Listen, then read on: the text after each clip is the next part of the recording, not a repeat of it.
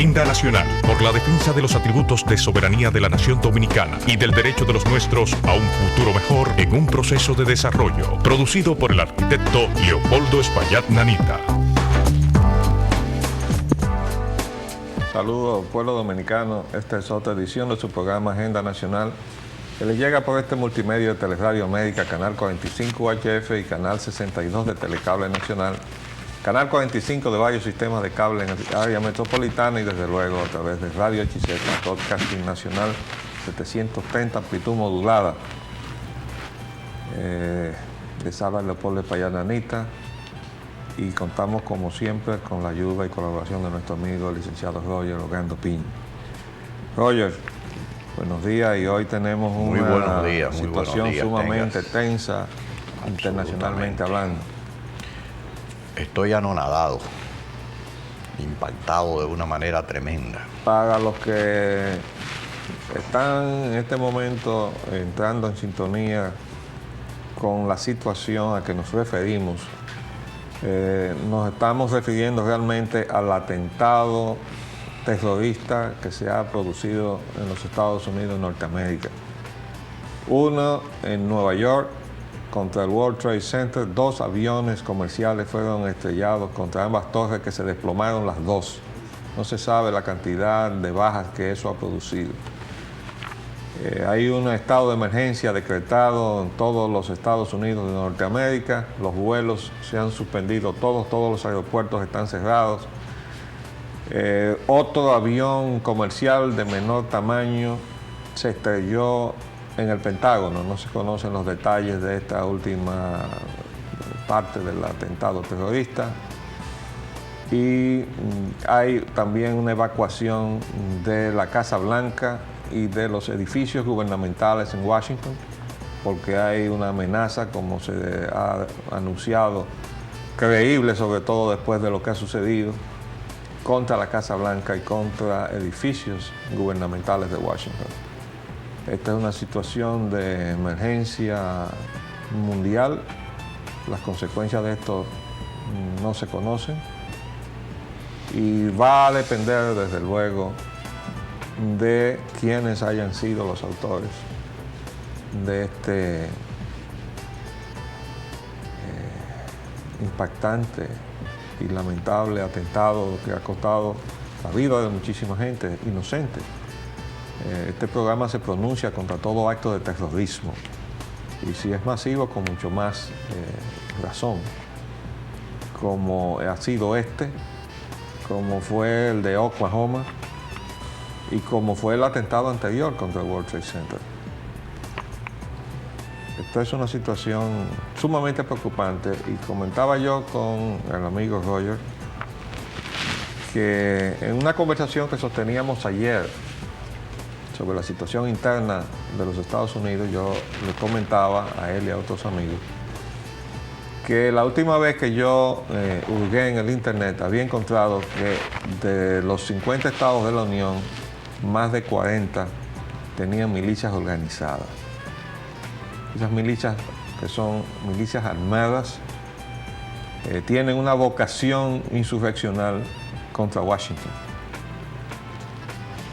Anoche, cuando coincidencialmente y a propósito de esa conversación se me ocurrió incursionar nuevamente en el internet en ese aspecto, lo que saqué fue exactamente este cuadro que ustedes ven aquí. Esto que se ve aquí son los 50 estados de la Unión. Hay 50 milicias armadas organizadas en cada estado de la Unión, uno en cada estado de la Unión de los Estados Unidos de América. Hasta en Alaska. Y para que no pueda uno confundirse sobre la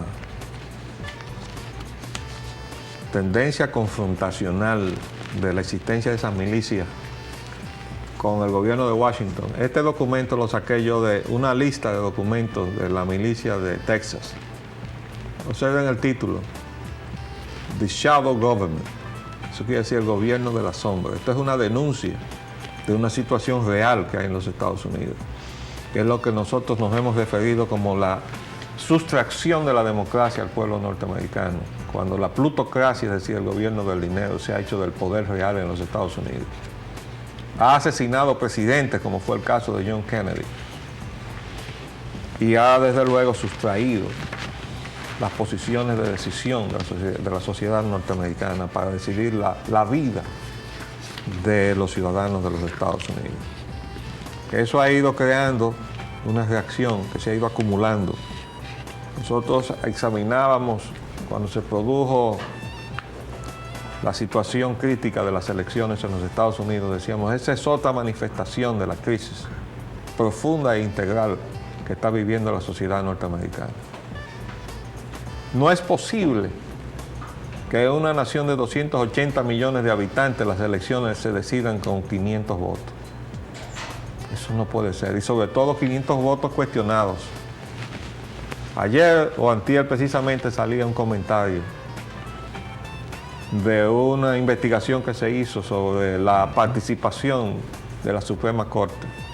Y resulta que por un juez y un voto y una razón de tiempo, es decir, un juez daba su testimonio de que si hubiera tenido un poco más de tiempo hubiera convencido a otro juez y la decisión de lo que pasó en los Estados Unidos en las elecciones hubiera sido otra. Completamente.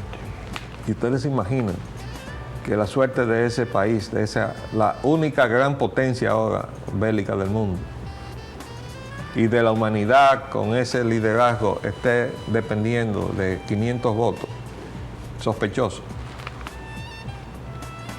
Después de eso ha llegado la otra parte, la que estaba prevista ya hacía mucho tiempo, que es esa recesión que está ahí, es la crisis económica. Pero usted no se puede pasar, como se han pasado los Estados Unidos, décadas sangrando de capital a los Estados Unidos, sacando capital para todas partes del mundo, cerrando empresas en los Estados Unidos, creando desempleo, cargándole el peso muerto de ese desempleo al presupuesto de los Estados Unidos por el seguro de desempleo que tienen allá los norteamericanos, creando entonces esa enorme deuda que no baja de los 5 trillones, 680 billones, y que no pase nada en esa sociedad. Entonces, nosotros hemos venido siguiendo con preocupación legítima la situación en los Estados Unidos. La veíamos mal, pero esto de hoy nos ha dejado, como decía Roger, realmente apabullados. Con todas las películas que hemos visto, que nos debían haber ido preparando para estas cosas, ¿no? Encima de las realidades que se vieron, porque lo de Oklahoma no fue una cosa de película, pero parecía como producto de la imaginación, imaginación febril de algún productor de Hollywood. Que para mayor ilustración fue ejecutada por 2 miembros de esas milicias. Bueno, para acabar de redondear la información que queremos darle, porque cuando se produjo el atentado de Oklahoma, hubo una tendencia casi inmediata de decir, eso vino del Medio Oriente. Y fue un golpe muy rudo para la sociedad norteamericana descubrir que eso fue el resultado de la acción terrorista de una milicia norteamericana. Y el autor, y los 2 autores, pero el principal, fue nada menos que un ex soldado de la guerra del Golfo Pérsico, jovencito, que murió imperturbable. Yo no vi nunca nadie con más serenidad para aceptar la muerte que la de ese jovencito, autor de esa barbaridad. Y eso es lo que realmente debe mover a preocupación a todo el que de alguna manera siguió esos hechos, que fueron precedidos por lo de Waco. Tú recuerdas lo de Waco, ¿no? Ajá. Y precisamente esa gente que provocó el asunto de Oklahoma invocó a lo de Waco. la actuación del FBI en Waco, que tenía un trasfondo religioso. O sea, la gente que fueron exterminadas allí tenían una motivación religiosa, aunque también constituían una milicia armada. Que a su vez venía precedida de Ruby Ridge, en donde el FBI cercó y los agentes de federales de los impuestos y el ATF cercó a un miembro de esa milicia, que era uno de los directivos de la milicia de ese estado, y mató a la mujer y al hijo de ese miembro, Sí. en una cabaña, en un lugar muy apartado.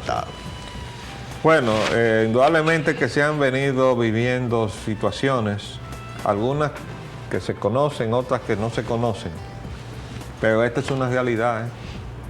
Y eso que acaba de pasar es otra realidad. No se sabe todavía a esta altura, o por lo menos la información no ha llegado de cuál es el origen de ese atentado. Pero lo que debemos adelantar una apreciación. Si el atentado viene de Saddam Hussein, ya ustedes saben que lo que le va para allá. Pero eso se va a quedar ahí. Arrasarán con el pueblo iraquí, que pagará las culpas de Saddam Hussein. Pero, o de otros grupos como los talibanes. Sí, o de cualquier otro de esos grupos que están en conflicto con los Estados Unidos. Correcto. Pero eso quedaría ahí, con ese holocausto. Si la situación proviene de adentro de los Estados Unidos, créanme que va a ser peor. Más grave. Va a ser peor. Yo no sé si tú tienes algún comentario. Bueno, Me imagino que sí. prácticamente usted ha cubierto absolutamente todos los ángulos que por el momento pueden ser cubiertos, porque todavía carecemos de más elementos. Pero lo cierto es algo que hay que señalar. Fue ejecutado con una precisión y una coordinación extraordinaria. Por consiguiente, esto requirió de una logística tremenda. Secuestrar un avión no es una cosa fácil, secuestrar 2 menos todavía, y 3, aquello es ya de una magnitud que nadie se la podía imaginar siquiera. Esto ha llevado a ejecutar, a poner en ejecución medidas tan drásticas en los Estados Unidos como es el cerrar para la salida todos los aeropuertos del país, para las salidas. Las llegadas tendrán acceso, porque no puedes dejar a los aviones volando ahí arriba hasta que se caigan luego. Esto es elemental.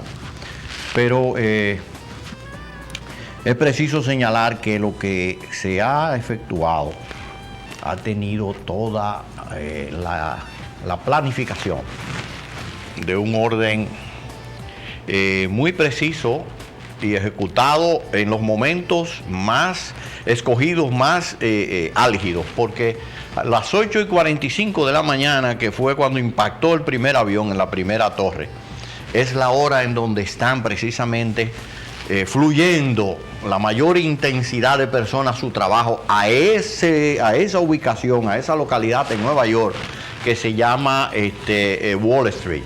Explícale que eran aviones que fueron, ¿cómo se dice?, tomados por la fuerza, sí, en pleno vuelo. Sí, en pleno vuelo. Indudablemente y que eso en fue así. Una operación suicida, obviamente que ni siquiera los pilotos estaban armando esos aviones cuando eso se ejecutó. De seguro que momentos antes de llegar a impactar, el piloto ya estaba. Ahora, tú que eres el experto en aeronáutica y operaciones de aeronáutica, ¿tiene sentido eso de dejar abierta la llegada? Y ahí no es que está el peligro. Bueno, que vengan ahí. Pero desde el punto de vista operacional y de seguridad aérea tienen que hacerlo, porque los aviones no pueden ser desviados, particularmente aviones que ya tienen mucho tiempo volando desde distancias muy prolongadas, para llegar a los aeropuertos norteamericanos, sobre todo el Pacífico y el Atlántico, y entonces cerrarle los aeropuertos para que no tengan acceso. Yo recuerdo que eso inclusive que ocurrió aquí en la República Dominicana cuando la invasión del 14 de junio. El único aeropuerto que había lo cerraron, pero para las llegadas no estaba cerrado. Iba a ocurrir un accidente, precisamente el choque con un vampiro de frente con un avión de Pan American que llegaba a las 5:30 de la tarde. Yo recuerdo eso con un impacto tremendo. Yo estaba en la torre de control. Ese es un buen ejemplo de la contradicción, porque ¿dónde estaba el riesgo? Una invasión que había llegado por avión. Sí. Es decir, que el riesgo está en el avión que llega, no en el que se va. Sí, pero tampoco puedes dejar a los aviones a su albedrío. Yo lo entiendo. Sí. Entonces, el hecho de impedir que salgan es para ver si algo, porque de hecho el primer avión que salió se dice que salió de Boston, no de un vuelo internacional. Fue secretado de un vuelo de American Airlines, un vuelo de doméstico, sí, desde Boston hacia Nueva York.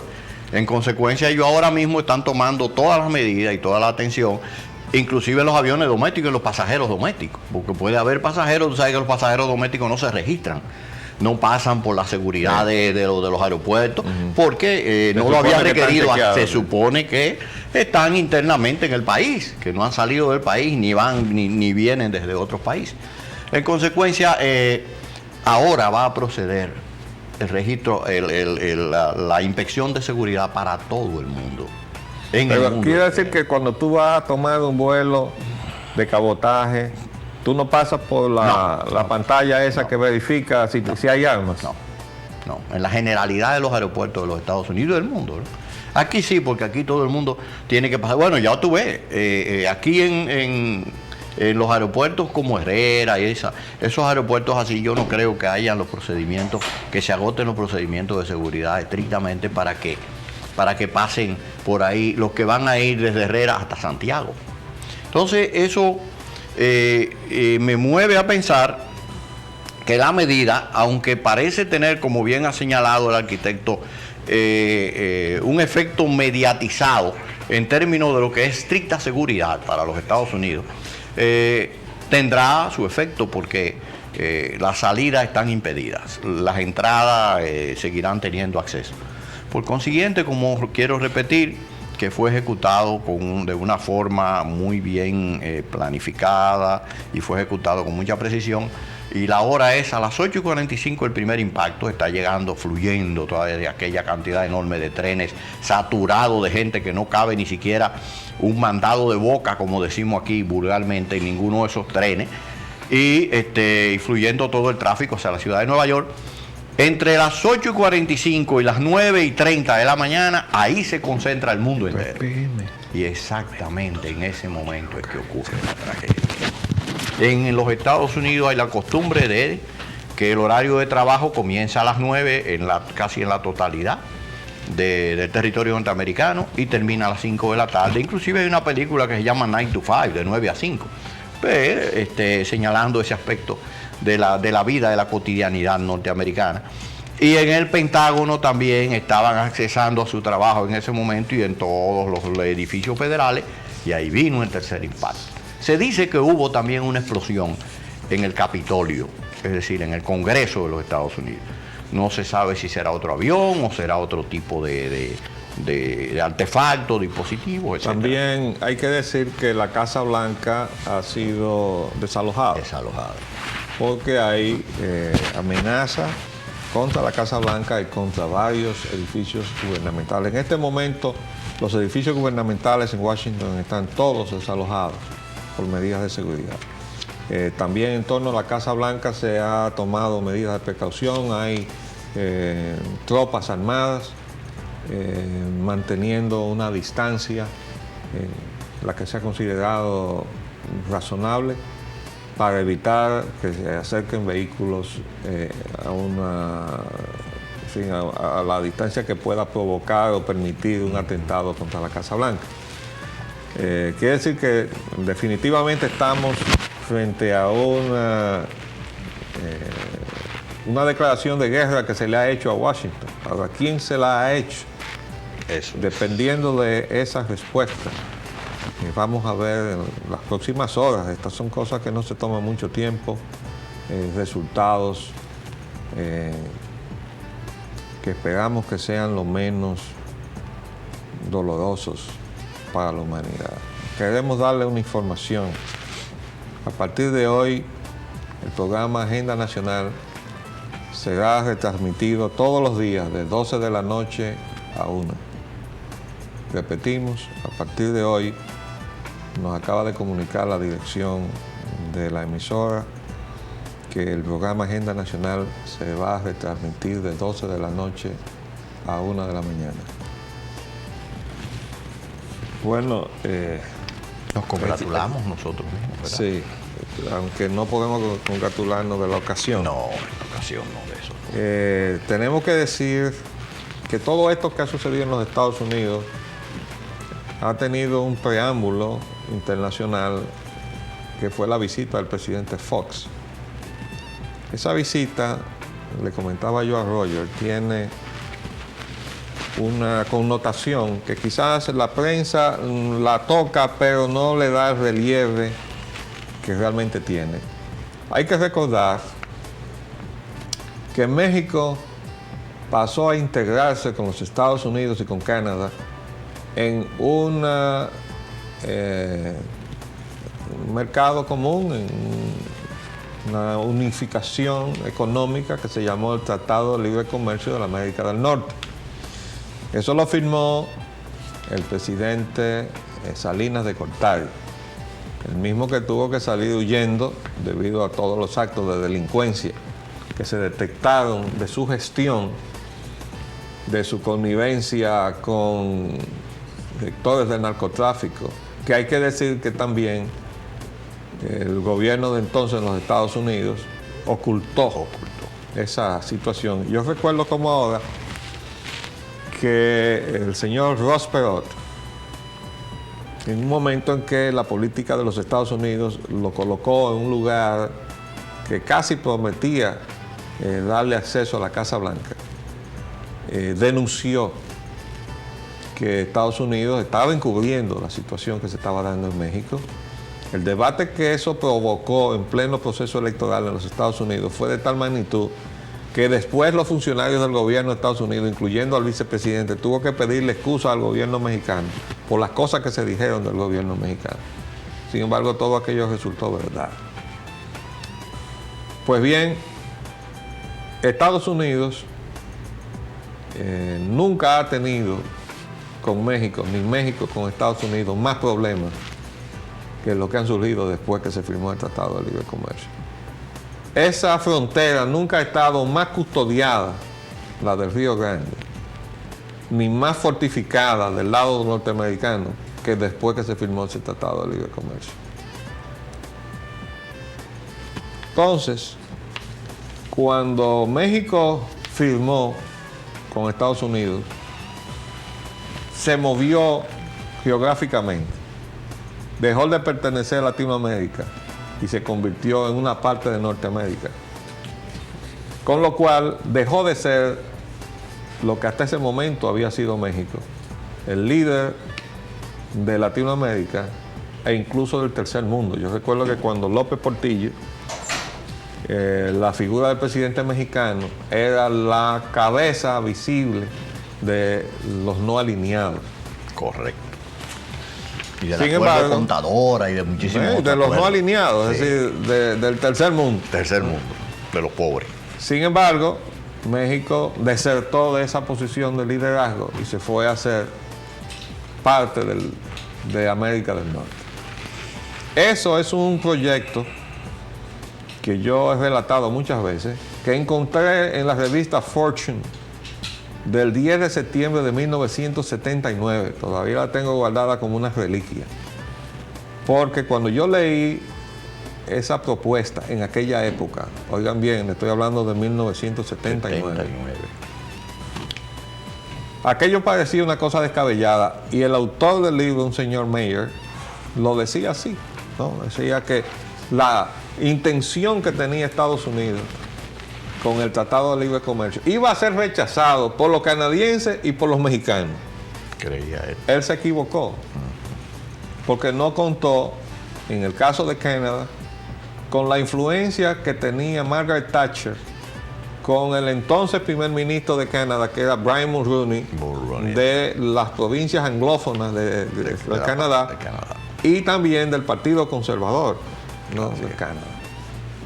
La influencia de Margaret Thatcher llevó a Brian Mulroney a firmar en noviembre de 1989, 10 años después, para que la gente que dice que Estados Unidos no planifica y que allí no hay planificación y que aquello todo es el mercado, es que rige todo el proceso. Fuerza del mercado. Eso no es verdad. Allí ha existido siempre una planificación estratégica que está por encima de los partidos. Y esa planificación estratégica no se hace dentro de los órganos del Estado, sino que se hace fuera de los órganos del Estado. Incluso hay un instituto de estudios estratégicos de Washington, que es privado. Entonces allí se hacen estudios incluso sobre la defensa de los Estados Unidos. Y entonces cuando llega designado un secretario de la defensa a un gobierno, él llega con su estudio bajo el brazo, hecho en una entidad que está fuera del gobierno de los Estados Unidos. Y él llega entonces a implantar como parte del gobierno lo que se ha formulado en ese think tank fuera del gobierno. En ese think tank, como dice el tanque de pensar, ¿no? Los recintos para pensar. Pues esa situación ha ido llevando a que tengamos una mezcla, ¿no?, de iniciativas que se cocinan fuera del gobierno, pero que se implementan desde el gobierno. Eso es lo que ha hecho que haya una continuidad en un proyecto tan importante como el Tratado de Libre Comercio, que sale, porque cuando se publica en Fortune, en septiembre del 79, ya tenía un tiempo de germinación y de consultas y todo, y allí sale hasta con los nombres de quienes lo estaban impulsando. De modo que eso no se originó tampoco en el 79, venía de atrás. Sin embargo, en el 89 se produce el primer acto de su ejecución. Se firma con el Canadá y se firma con la influencia de aquel eje Thatcher-Reagan, ¿verdad? Correcto. Entonces Thatcher influye en Brian Mulroney. Brian Mulroney accede entonces a firmar con Reagan casi en la postrimería de su mandato. El eje ultraconservador. Le toca entonces a Bush, que viene detrás de él, el negociar con México. Y recuerdo como ahora, y a propósito de tu comentario de que la gente de Canadá estaba molesta, ¿no?, con la situación de México ahora, que lo mismo pasó cuando se inició lo del Tratado de Libre Comercio, porque Estados Unidos negoció con México y no le dijo nada al Canadá, ¿verdad? Así es. Yo recuerdo ese. Y eso provocó reacciones de parte de Canadá cuando la noticia estalla en la prensa, dejó de ser ya un secreto, de que Estados Unidos estaba negociando con México para el ingreso de México al Tratado de Libre Comercio. Y Canadá, que ya había firmado en el 89, protestó porque no se le había informado nada. Resultado, finalmente el Tratado de Libre Comercio se firmó y pasó por el Congreso de los Estados Unidos. Yo recuerdo y lamento no haber tenido la preparación técnica para haber grabado oportunamente aquel memorable acto de la votación en el Congreso de los Estados Unidos. Porque allí se dividieron los dos partidos, el Partido Republicano y el Partido Demócrata. Muy definidamente. Se dividieron porque no todos los demócratas votaron de una manera, ni todos los republicanos votaron de alguna otra manera, sino que hubo republicanos que estuvieron de acuerdo con el tratado y hubo republicanos que se opusieron. Hubo demócratas que estuvieron de acuerdo con el tratado y hubo demócratas que se opusieron. Y recuerdo a uno de ellos que en el momento de votar contra el Tratado de Libre Comercio dijo: voto en este momento en contra del tratado y llamo la atención del pueblo norteamericano para que se dé cuenta en el día de hoy que el Partido Republicano y el Partido Demócrata es la misma cosa, y puso su voto en contra. Nos están haciendo señas de que tenemos que cumplir con compromisos comerciales. Volvemos ahora.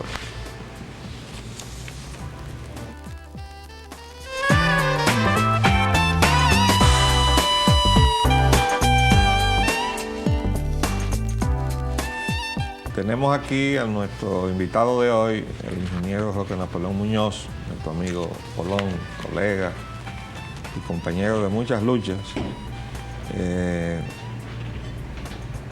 conocido también por sus grandes y amplias actividades en el campo olímpico, del deporte olímpico.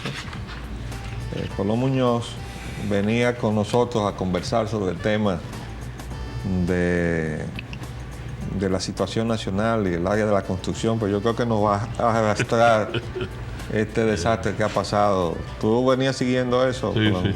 Incluso ahí que como el programa lo van a retransmitir a las 12 de 12 a 1. de 12 Sí, no, yo tenía el programa. Yo estaba en el programa, que no estaba presente. ¿Viste cómo se cayeron esos dos edificios? O sea, las dos torres se cayeron. Las dos torres se Sí, cayeron. Totalmente. totalmente. Colapsaron las dos. ¿Recuerdas el atentado anterior? El atentado anterior se produjo, fue un atentado dinamitero de un vehículo que estaba en el sótano de uno de los dos edificios. Y esa explosión no llegó a producir el colapso de la torre en donde estaba ubicado, debajo del cual estaba la carga dinamitera. Sin embargo, este atentado, que fueron dos aviones, que fueron como aviones comerciales llenos de pasajeros, que fueron secuestrados. Fueron secuestrados. Secuestrados y hechos estallar contra las dos torres. O sea, dirigidos. Son obviamente operaciones suicidas. Parece que algún piloto tomó el control del avión y llevó los aviones, cada uno a una torre diferente. Hay que imaginarse el impacto que eso ha sido, Polón, para tú ver cómo esa estructura se desplomó. Tú no has llegado a ver eso entonces. Yo vi el impacto en CNN, vi el impacto. Pero no viste caerlo. No vi, o sea, vi la torre incendiada en la cúspide, ¿no? La torre incendiada, pero no porque tenía que salir. Aquello es tenía problemas devastador. con la oficina. Aquello es tremendo. Hay que suponer que todas esas edificaciones pues son torres de acero, ¿verdad? Es Sí, una estructura de acero revestida de hormigón. Y para poder colapsar, eso tiene que haber sido una cosa descomunal. Permítenos un breve comentario antes de... Porque estábamos analizando la visita del presidente Fox a los Estados Unidos. Sí. Y decíamos entonces que el ingreso de México al Tratado de Libre Comercio de América del Norte dejó desierto el espacio que tenía México como líder de Latinoamérica y de los países no alineados y del tercer mundo en general. Ahora, con ocasión de esta visita, esta crónica que saca el periódico El Caribe en el día de ayer del New York Times, dice esta frase: la actitud de Fox. Dice, no obstante, Fox dio la impresión de lograrlo con aplomo durante su destacable visita a este lugar, presentándose a sí mismo no solamente como un igual en la esfera política respecto de su amigo, el presidente estadounidense, sino como el líder de América Latina. Eso está diciendo, junto con esta otra afirmación, oigan esto, insistió en que los legisladores norteamericanos abrieran de inmediato las carreteras de Estados Unidos a los camiones mexicanos. Finalmente, cuando abandonaba la ciudad, declaró que el pacto de seguridad colectiva que ha cimentado por medio siglo la relación militar entre su país, Estados Unidos, y buena parte de América Latina, debe ser eliminado y que él pudiera salir del acuerdo en los próximos meses. O sea, ya hay una decisión de México de retirarse del TIAR, que es el Tratado Interamericano de Acción Recíproca, que se firmó en Río hace ya muchos años. Y además ustedes recordarán que estábamos comentando nuestra preocupación de que esta carta ahora de la democracia que se quiere implementar en la OEA tiene como trasfondo lo que quedó en la mesa en la última reunión que se celebró en Centroamérica de la OEA, de crear una fuerza interamericana, más o menos como la Fuerza Interamericana de Paz, aquella que vino a sembrar paz aquí en el 65. Sí. ¿Ustedes recuerdan? Bueno, pero eso no pasó y se quedó ahí. Y nosotros expresábamos nuestra preocupación de que esa carta de supuesto apoyo a la democracia le diera base a una intervención que negara lo que debe ser y todavía es en la Carta Orgánica de la OEA, el respeto a la soberanía de los estados como punto fundamental de la convivencia pacífica. Entonces, si se va a ignorar la soberanía de los estados, estamos pisando un terreno peligroso. Yo creo que en el marco de todo eso, ahora ocurre este desastre, que es una declaración de guerra a los Estados Unidos, que yo imagino que va a detener todo este proceso, ¿verdad? Pero la denuncia del presidente Fox del Tratado de Asistencia Recíproca es también un paso en la dirección de desarticularse, de soltarse de las amarras con los Estados Unidos.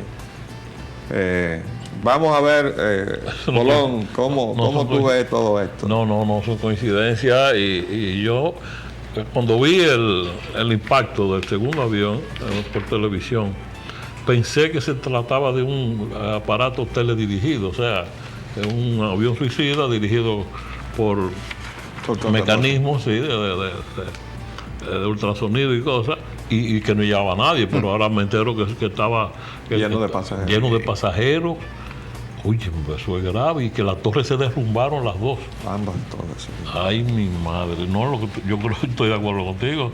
Es una declaración de guerra, y incluso en el Pentágono también me explotó algo. El Pentágono, sí, un tercer avión más pequeño, comercial también, fue dirigido contra el Pentágono.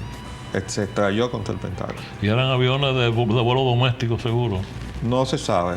Estaba explicando precisamente, Roger, las medidas que se tomaron, que fue paralizar todas las partidas de vuelo, pero recibir los vuelos que estaban en el aire, por razones de que no se puede dejar un avión que se le cabe la gasolina en el aire, ¿no? Pero por la medida de parar vuelos que se inicien en los aeropuertos es para inhibir la posibilidad de que vuelos locales, lo que se llaman de cabotaje, pudieran ser utilizados para otros atentados. Una situación de emergencia que desde luego nos saca de agenda. Nosotros teníamos aquí un programa de temas, ¿verdad?, que hemos tenido necesariamente que dejar de lado en el mundo para examinar esta conmoción que representa no solamente esta tragedia, que sabe Dios a cuántas familias está afectando en este momento Estados Unidos y quizás en Latinoamérica. Casi seguramente en Latinoamérica, porque hay muchos latinoamericanos trabajando. Y las consecuencias en eso, sobre todo que se trata de las torres de comercio, y precisamente por su naturaleza allí debe haber representaciones comerciales de todos nuestros países. Pero acá, ¿no fue en la torre del aeropuerto? No fue en las Mellizas. El World Trade Center. En las Mellizas de Nueva York, las Torres Gemelas. Son las dos torres del World Trade Center. Yo creí que eran las torres del aeropuerto. No. En las Mellizas. ¿Te acuerdas el atentado que se hizo hace unos años atrás? Sí, como no, en el sótano, sí. Ay. Y esas estructuras se desplomaron. En esa torre, a la hora de mayor acceso de la gente a su trabajo, a esos esa es la hora pico, sí. Todos los trenes llenos, toda la calle llena. Aquello es pandemonio. Bueno, nosotros aquí teníamos pendiente examinar contigo todas esas cosas que se nos quedaron el otro día, ¿no? Pero parecen como insustanciales. Yo no siento voluntad de hablar de las cosas disparatadas que se le ocurren a algunos de los funcionarios del gobierno, que uno se pregunta cómo pueden estarse produciendo cuando uno se ve así en el borde de una declaración de guerra mundial, porque dependiendo de dónde se originó esto, hay que esperar lo que viene. Las consecuencias, seguro, la investigación que va a arrojar, a quién van a encontrar culpable. Eso es una connotación mundial, eso. Yo diría que también el país tiene que irse preparando. Yo creo que el presidente de la República debe llamar a su gabinete a una reunión de emergencia y evaluar qué puede pasar dependiendo del escenario que se define en las próximas horas. ¿Qué puede suceder? ¿Cuáles son las dos posibilidades, ¿no? Si es una agresión que viene de fuera o si es una situación interna de Estados Unidos, y cómo pueden impactar ambas situaciones a la República Dominicana. Seguro. Porque esto es algo que desde luego el Wall Street se cerró, porque ustedes saben que... Yo creo que la ciudad de Nueva York entera está cerrada, como la de Washington. Sí, pero yo imagino que las bolsas del mundo están paralizadas. Están en este paralizadas, momento. Indudablemente. Porque el Todas corazón están del conectadas. sistema bursátil es Wall Street. Wall Street, Y Wall Street paralizó sus actividades porque en el medio de una agresión a los Estados Unidos es obvio que la economía del mundo queda pendiente de lo que va a suceder. claro. Entonces, en este momento, la especulación que es característica, la esencia de lo que son las operaciones bursátiles, se convierten en cero. No hay expectativa de nada hasta que no Sí, se claro. sepa qué es pasa? lo que va a hacer. ¿Dónde? ¿Qué Las ocurre? repercusiones de este acto terrorista, sobre todo en el ámbito económico, van a ser inconmensurables. Ya estoy previendo, comenzando por lo que usted acaba de señalar, que aquello va a ser como una ola que va a ir creciendo y va a ir arrastrando Una bola de al nieve, mundo una bola entero de nieve, una bola de nieve. sobre toda esta Rodando. situación. Y ya tengo mi percepción de cómo pudo haber venido. Es decir, hay una condición que es el hecho de que se produjera como un sacrificio propio de los que profesan unas creencias muy radicales. Fundamentalistas, ¿no? Sí, que le llaman fundamentalistas. Y por consiguiente, solamente un estado psíquico de esa naturaleza podía producirse un acto de esa forma, ese tipo de Pero aquí de tú acto. le estás perfilando esa. Yo creo que esa se perfila característica. más hacia afuera. Hoy tú no recuerdas lo que yo acabo de Sí, describir no, sobre de la lo de actitud Trade de Center. Timothy McVeigh frente a la muerte. Pero él preservó su vida. Y los que coordinaron el asunto y los que participaron ahí mismo en el hecho, porque todavía hay uno que no se ha definido si estaba o no estaba, ninguno de ellos perdió la vida. Pero esta gente se entregan ellos. Sí, con pero cuerpo él y no alma. perdió la vida en el acto del terrorismo. Pero cuando tú examinas la forma en que él fue a la muerte, Sí, él se sacrificó como si fuera ese para ir al cielo. ese señor entra totalmente en la descripción que tú acabas de hacer. Sí. Ese señor es un fundamentalista de lo que sea lo que él que sea crea, que él crea. o que él Sí. creía, Sí. ¿verdad? Sí, Porque es lo que- no se explica cómo, él ni siquiera se arrepintió. No tuvo frase de arrepentimiento. De Tú no nada. leíste Ni un pequeño acto de contrición, buscó nada. una poesía Sí. del 1530, creo que fue, el autor. Y eso fue lo que él dejó como su último pensamiento, reflejando lo que él sentía en ese momento, el momento que se va de este mundo. Entonces, aquello es inescrutable, lo que estaba pasando dentro de la cabeza de ese señor. Habría que haber podido averiguarlo para poder desentrañar qué está pasando en la sociedad de los Estados Unidos. Repito, ese fue un veterano de la guerra, Sí, de la guerra del del Golfo Golfo. Pérsico. ¿Qué edad tenía? 26 años cuando ejecutó el acto. Entonces, hay un problema, Serio. hay un problema serio. Muy serio. Sí. De todos modos, reiteramos que las repercusiones que esto va a tener en el mundo Van a ser entero inconmensurables. deben ser comenzadas a medirse con antelación. El gobierno dominicano tiene que comenzar a evaluar Correctísima medida. todas las repercusiones que esto puede tener en todos los órdenes. Correctísima E sugerencia. la incluso suya. tomar medidas especiales de seguridad. Yo imagino ya que la Secretaría de las Fuerzas sí. Armadas deben estar tomando medidas especiales, sobre todo con esta situación tan delicada que también tenemos con Haití, en donde en el día de ayer el primer ministro Sí, está enarbolando una acusación, una nueva acusación contra la República Dominicana, en el sentido de que es de aquí que se está, es decir, se cita a la República Dominicana entre varios estados Sí. que está conspirando Conspirando. contra la estabilidad del Incluso, gobierno de Haití. Incluso en el Expreso, el presidente dominicano niega. No, eso esa está versión. en el Caribe. Y en el Expreso, ahora ahí en el Expreso estaba leyendo, Sí. que el presidente dominicano niega que los militares golpistas de Haití estén conspirando desde aquí contra el Desde gobierno luego de que sí. Haití. Pero hay que recordar que la acusación señala a Estados Unidos,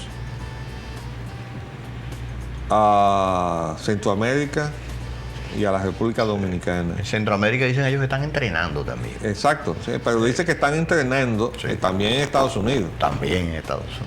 Entonces no se trata de una conspiración dominicana, porque nosotros no podemos entrenar a nadie en Estados Unidos ni en Centroamérica. El hecho de que se cita a la República Dominicana es por la razón de que le dimos refugio, quizás indebidamente, a mucha gente que vino de allá y se ha quedado a residir acá. Gente que tiene muchas cuentas pendientes también en Haití. Entonces, claro, es muy posible que esa gente de alguna manera se ligue a cualquier intento contra el señor Jean-Bertrand Haití por sus propias razones, totalmente separadas de lo que sea la República Dominicana. Las razones del y Estado el gobierno dominicano no tiene por qué tener responsabilidad en eso, sobre todo si no lo ha patrocinado ni lo ha upado. Pero hay que recordar que hubo un funcionario del gobierno pasado de los Estados Unidos, un subsecretario de Estado nada menos, que dijo aquí que el gobierno de los Estados Unidos nunca iba a tolerar que el señor Jean-Bertrand Haití volviera al poder. ¿Ustedes no se acuerdan de eso? Pues nosotros sí nos acordamos. Entonces, si hay algo, y le llaman de que operación global, para salir de Jean-Bertrand Haití, que no miren hacia la República Dominicana, después de ese recadito que le dejó el gobierno de los Estados Unidos, antes de que se instalara otra vez en el poder Jean-Bertrand Haití, que no es ningún gobernante demócrata, que no lo fue y no lo es. Y es la razón por la cual toda su oposición está consolidada en oponerse a su gobierno, porque ese no es un gobernante democrático. Y además porque ha asesinado a sus opositores, lo hizo en el pasado en las calles de Puerto Príncipe y lo hizo en la cárcel. Y además inventó la formulita esa de ponerle una goma encendida, ¿verdad? Para suplicio de sus opositores. ¿Cómo es que le llaman a la cosa esa? La balaza, que es el nombre del partido. No. La goma se dice del... le pusieron un nombre, pero el señor Jean-Bertrand Aristide incluso se expresó con mucha complacencia de ese invento macabro, ¿no?, de incendiar a sus opositores, diciendo que el olor que se despedía era una especie de perfume. Qué cínico. Ese es el demócrata que el gobierno de Estados Unidos colocó en el poder por la fuerza y después se encontró con que había instalado un monstruo, ¿no?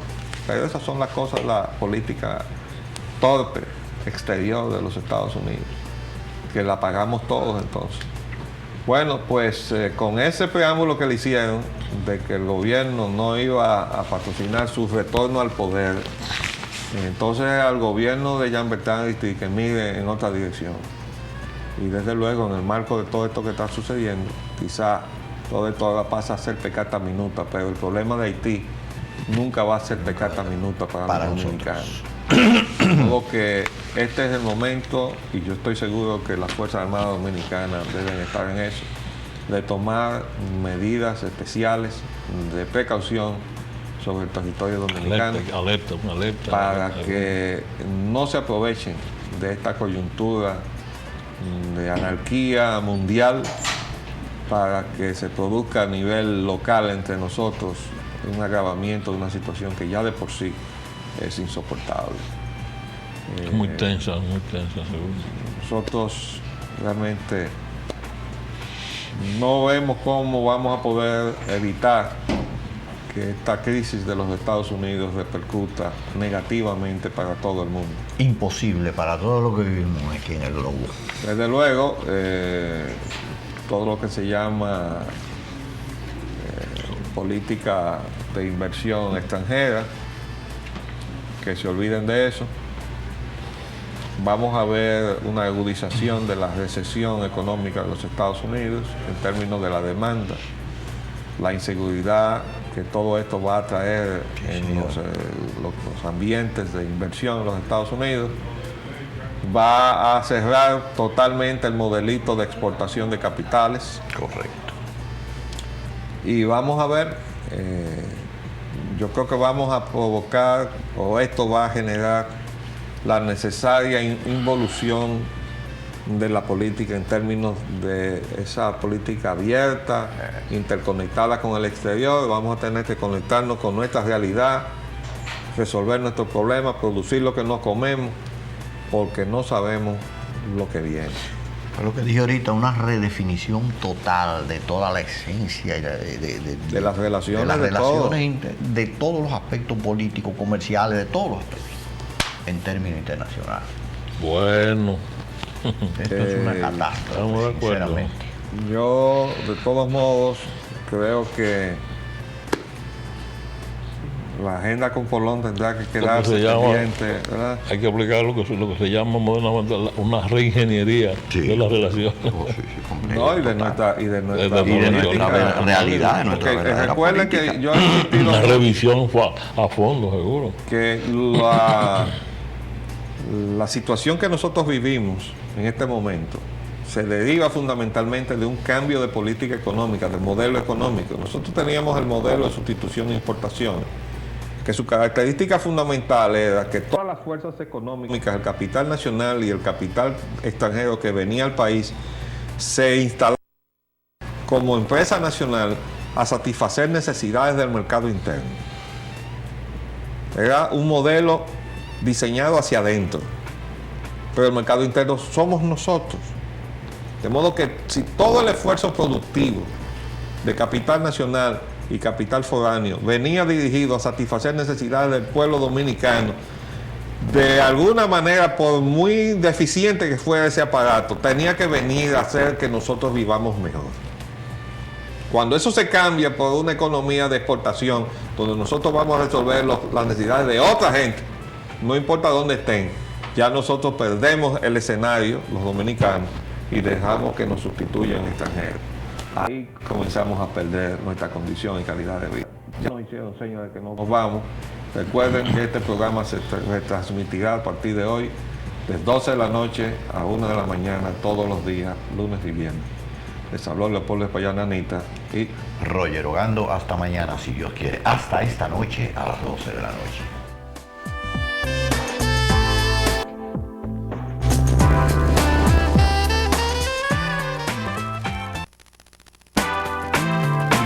De lunes a viernes, de 11 a 12 meridiano, Agenda Nacional por Multimedios Teleradio América. 7 medios diferentes y un solo mensaje.